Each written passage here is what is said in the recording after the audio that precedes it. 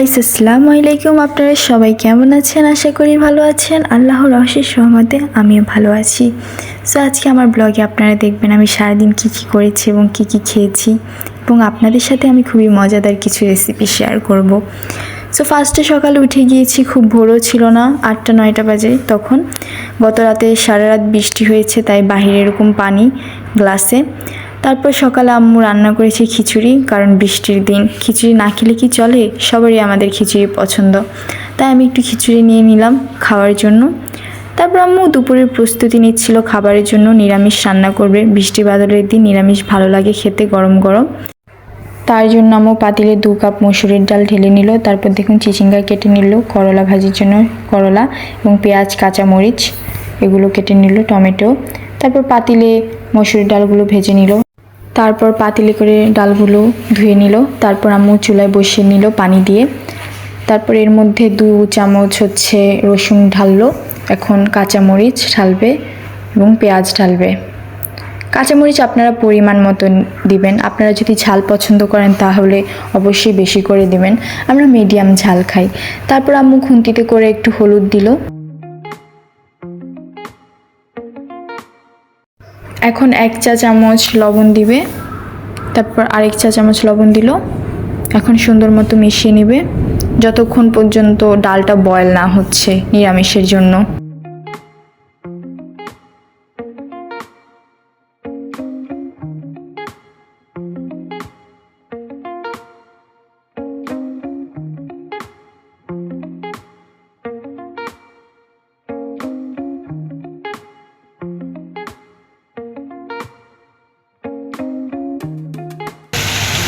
এখন আম্মু ডালের মধ্যে চিচিঙ্গা ঢেলে দিয়েছি, নিরামিষ করবে।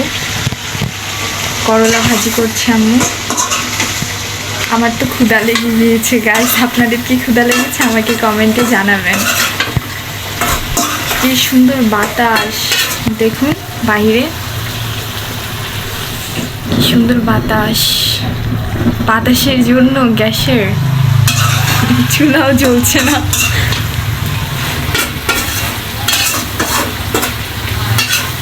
বৃষ্টি পড়ছে, হ্যাঁ অনেক বৃষ্টি পড়ছে। আপনাদের এলাকায় কেমন বৃষ্টি পড়ছে আমাকে জানাবেন।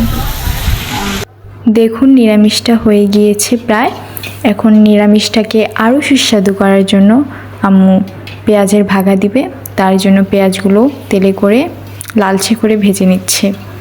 তারপর লালচে হয়ে গেলে নিরামিষের মধ্যে পেঁয়াজগুলো ঢেলে দিবে আম্মু।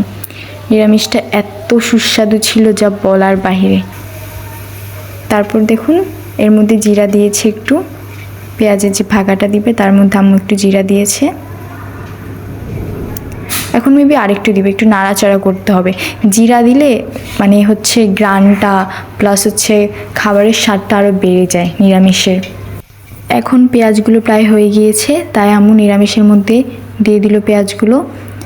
দেখুন আপনাদের জন্য ভিডিও করতে করতে তার মাঝখানে কারেন্ট চলে গিয়েছে। প্রচণ্ড লোডশেডিং হচ্ছে গাইস। আপনাদের এলাকায় কেমন হচ্ছে আমাকে জানাবেন, আর কে কোন জেলা থেকে ভিডিও দেখছেন আমাকে অবশ্যই জানাবেন। আপনাদের কমেন্টসগুলো পড়তে আমার খুবই ভালো লাগে, অ্যান্ড আপনাদের সাথে ভিডিও শেয়ার করতে অনেক ভালো লাগে আমার। তারপরে এর মাঝে দেখুন আম্মু আম বানিয়েছিল, খুবই সুস্বাদু ছিল আম বানানিটা। নানু পাঠিয়েছিল আম, ওই আমটা বানিয়েছে আম্মু, তাই আম কিছু বানিয়েছে এবং কিছু আচার দিবে। তারপর খুবই ভালো লেগেছে আম বানানিটা খেতে, অনেকদিন পর আম বানানি খেলাম। তারপর আম্মু নিরামিষের মধ্যে ধনেপাতা দিয়েছে। ধনেপাতা ছাড়া কি কোনো তরকারি হয় বলুন? ধনেপাতার ফ্রেগ্রেন্স দেন স্বাদটাই আলাদা, তাই আমাদের প্রায় অলমোস্ট সব তরকারিতেই আম্মু ধনেপাতা দেয়, ধনেপাতা ছাড়া চলেই না। আমার আব্বু অনেক পছন্দ করে। তারপর আম্মু যে লাল মরিচের ভর্তা বানিয়েছিল রসুন দিয়ে, ওটা ভেজে নিচ্ছে তেলের মধ্যে, কারণ যদি এমনি কাঁচা খায় তাহলে ওটা অনেক বেশি ঝাল, তাই তেলের মধ্যে ভেজে নিলে একটু ঝালটা কমে, আরও খেতে আরও ভালো লাগে গরম গরম ভাতের সাথে। দেখুন কি সুন্দর লাল টুকটুকে কালার। হালকা তেলে ভাজার পর দেখুন আম্মু একটা ডিম ঢেলে দিচ্ছে এখন ভেঙে। এখন সুন্দর মতো এটাকে নাড়াচাড়া করবে এবং ভাজবে। ডিম দিলে কি ভর্তার ফ্লেভারটা আরও স্ট্রং হয় এবং খুবই সুস্বাদু লাগে গরম ভাতের সাথে খেতে। আপনারা অবশ্যই ট্রাই করবেন। শুকনো মরিচ, পেঁয়াজ, রসুন এগুলো সুন্দর মতো বেটে নেবেন। ধুয়ে মানে হচ্ছে একটু ভিজিয়ে তারপর লাল মরিচের ভর্তা হয়ে যাবে। একটু হাত জ্বলবে, বাট পরে খেতে যে তৃপ্তি মিলবে সেটার কাছে কিছুই না।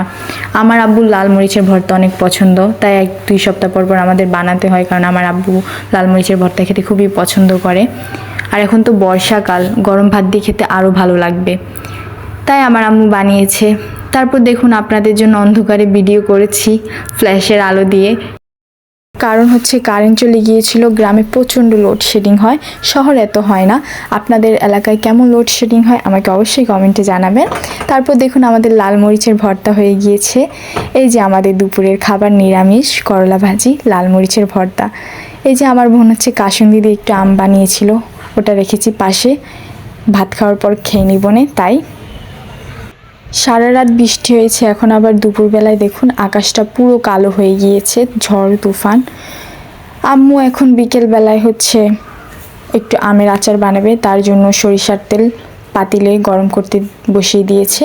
তারপর তার মধ্যে রসুন বাটা দিয়েছে, আরেকটু দিয়েছিল। আপনারা যতটুকু আচার বানাবেন তার উপর মশলা, রসুন বাটা, তেল নির্ভর করে।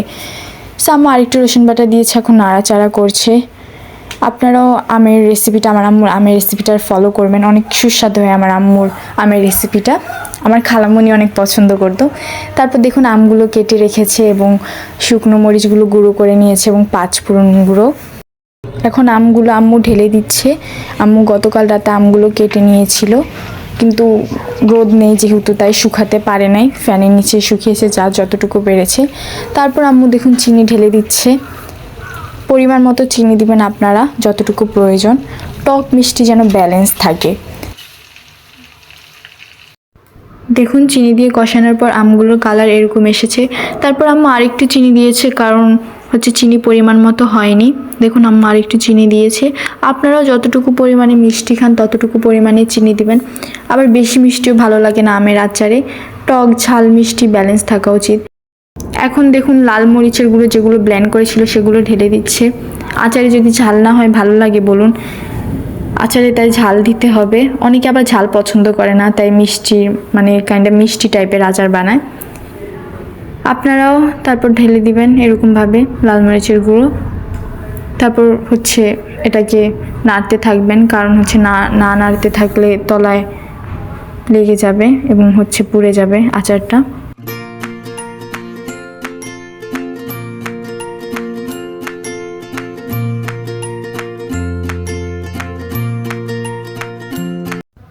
অনেকক্ষণ নাড়াচাড়া করার পর এখন আম্মু 5 ফোড়ন ঢেলে দিবে।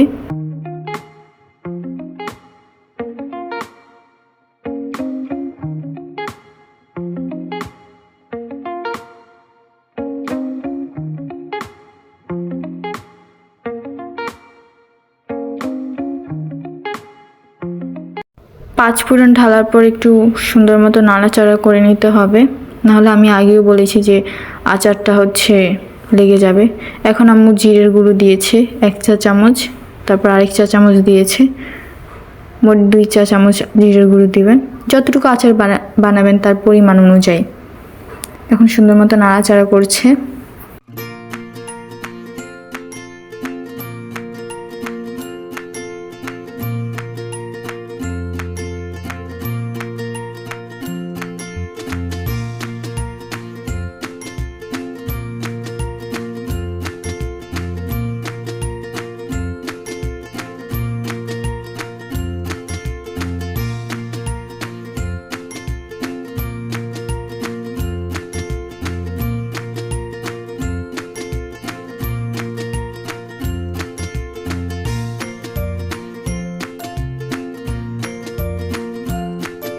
অনেকক্ষণ নাড়াচাড়ার পর দেখুন আচারটার কালার এরকম এসেছে, খুবই সুন্দর কালার, লালচে।